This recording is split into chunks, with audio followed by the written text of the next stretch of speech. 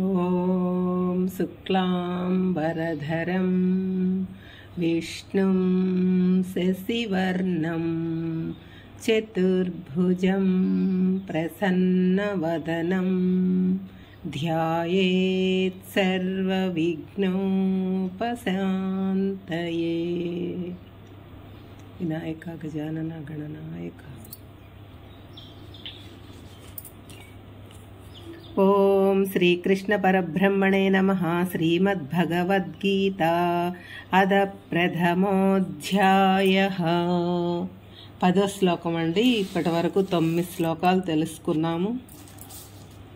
అపర్యాప్తం తదస్మాకం బలం భీష్మాభిరక్షితం పర్యాప్తం తిధమే తేషాం బలం భీమాభిరక్షితం.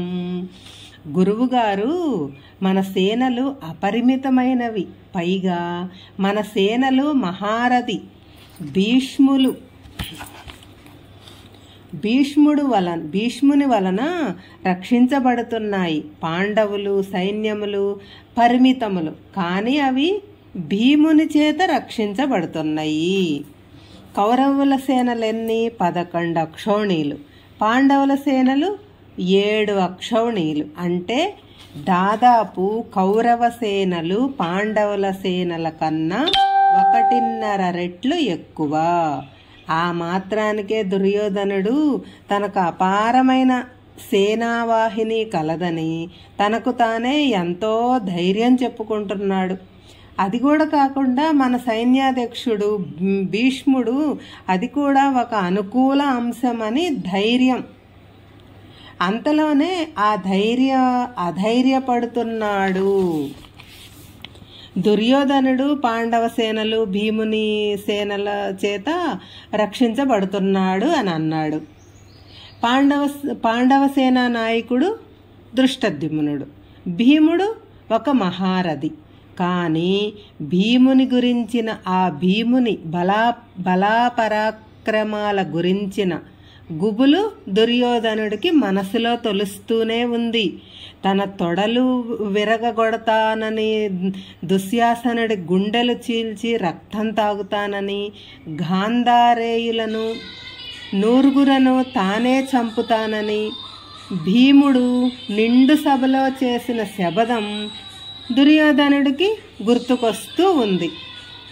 అందుకే పాండవ సేనలు భీముని చేత రక్షింపబడుతున్నాయి అని కాస్తంత అధైర్యపడ్డా సరే, అయినా పర్వాలేదు, మనకు భీష్ముడు ఉన్నాడు కదా అని తనకు తానే సర్ది చెప్పుకున్నాడనమాట.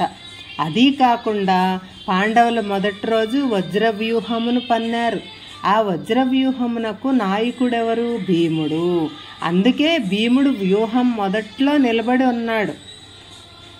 భీముడు విజృంభిస్తే యుద్ధము మొదటి రోజే సమాప్తం కాదు కదా అనే శంక కూడా దుర్యోధనుడి మనసులో ఏదో ఒక మూల బాధిస్తూనే ఉంది. అందుకే ఇక్కడ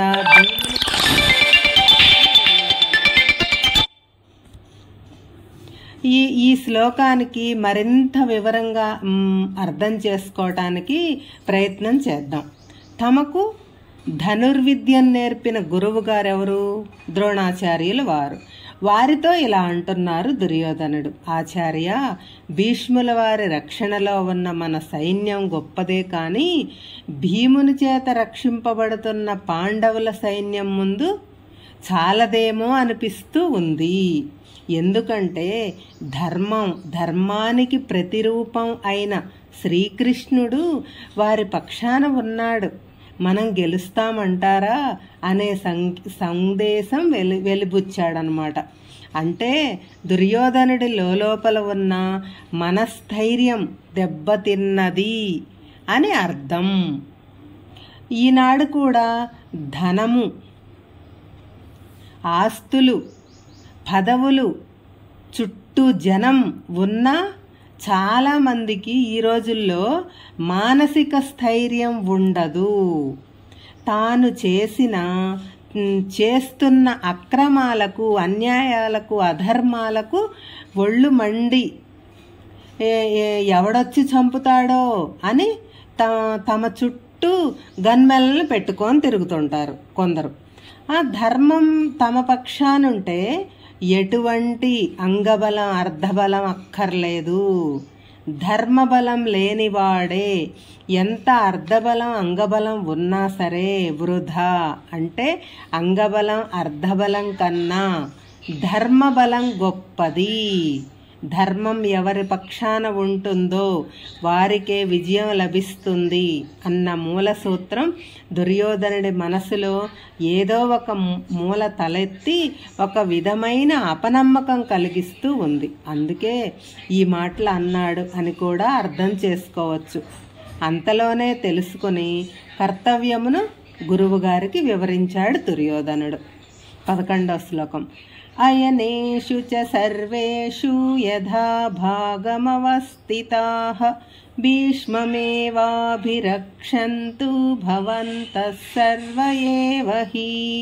అందుకే గురువర్యా, ఈ సమయంలో మనం అందరం కలిసి మా తాతగారు మన సర్వ సైన్యాధ్యక్షుడైన భీష్ముని రక్షించుకోవాలి. కాబట్టి మనం అందరం మన మన స్థానాలలో నిలిచి అప్రమత్తంగా ఉండి సదా భీష్ముణ్ణి రక్షించుకోవాలి.